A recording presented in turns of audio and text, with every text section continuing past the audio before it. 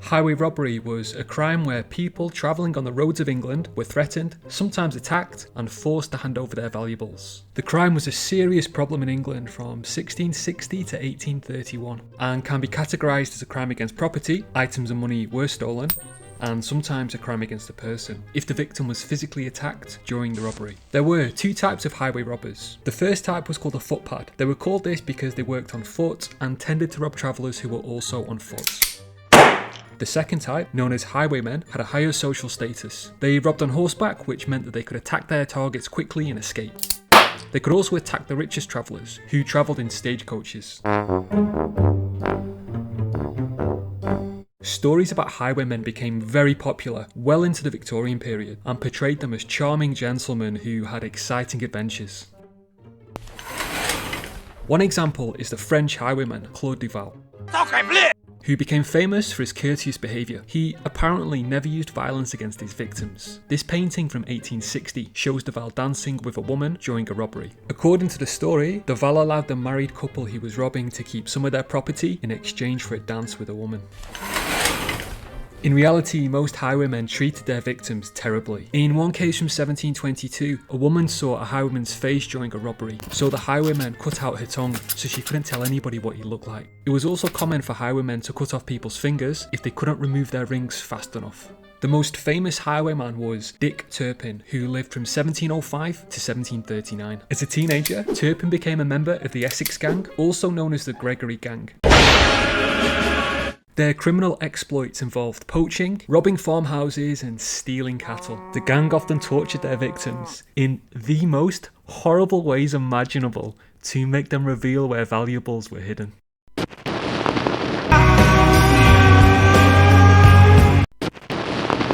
In 1735, due to their terrible treatment of victims, a £50 reward was offered for the capture of the gang. Two members were caught, but Turpin managed to escape. Turpin then turned to highway robbery and worked the roads through Epping Forest in Essex. By 1737, tales of Turpin and his horse Black Bess made him a legendary highwayman. One tale said that Turpin rode from London to York in just 16 hours, a journey that usually took 3 days. Turpin became such a problem that authorities increased the reward for his capture to £100, a huge sum for the time. Information from the public eventually led to Turpin's arrest. His old teacher recognised his handwriting. Turpin was executed by hanging in 1739. After his death, many tales were told about his exploits, including the book Rookwood, written in 1834. Highway robbery had its beginnings in the chaos of the English Civil War, 1642 to 49, when law and order completely broke down as battles raged across the country. A few years later, highway robbery had become an epidemic. There are a number of reasons for its rise.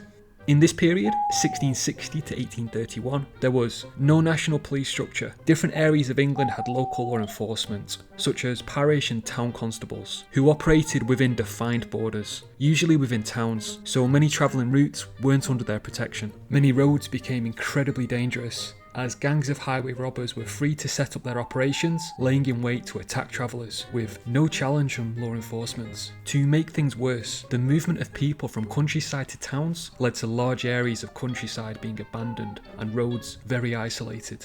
Developments in technology made handguns cheaper to buy. The one seen here is called a pepper box revolver. It could fire multiple shots before it needed to be reloaded. The one here has a chamber that can hold 6 shots. Handguns like this were an ideal weapon for highway robbers because they were light so they could be carried easily and small so they could be hidden from law enforcement. In addition to guns, horses also became cheaper. This meant that criminals could easily get hold of the tools needed for highway robbery. In the 1700s, banks had not fully developed, so people usually transported cash and other valuables by stagecoach. Increased trade between towns meant that more goods were being transported by stagecoach than ever before. There were companies called turnpike trusts that charged travellers a toll. This money was used to improve the roads, encouraging a greater number of stagecoaches to use them. They became prime targets for highway robbers. There were taverns and pubs that became hideouts for highway robbers, a place for them to meet, join gangs and sell stolen items. Soldiers returning from war who could not find legal work realised that their fighting experience could make them a good living on the highways, so many ex-soldiers became highwaymen.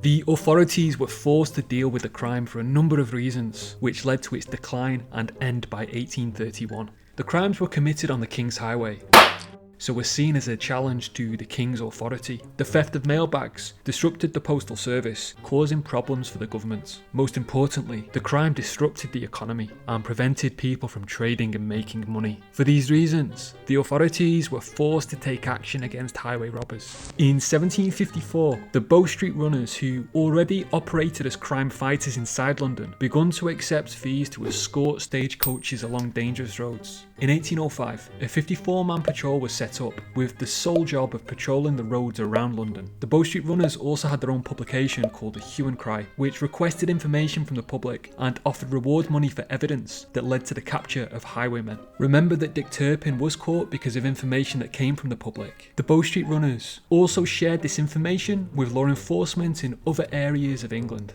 This period was known as the era of the Bloody Code, meaning that crimes like highway robbery already carried the death penalty. But in 1722, the government made the law tougher, so just wearing a disguise on the highways became a capital crime. The Bloody Code, meant as a deterrent, may have made it more difficult for highwaymen to operate. Those taverns that highwaymen used as hideouts had their licenses taken away. With less places for highwaymen to sell their stolen goods, the crime became less profitable. And as banks started to develop in the 1800s, there was less need for people to carry money on the roads. The introduction of paper banknotes that could be traced if stolen were less attractive to highwaymen. In 1830, the Liverpool and Manchester Railway was opened, the first inner-city railway in the world. As trains became a popular form of transport, less people travelled on the roads operated by highwaymen.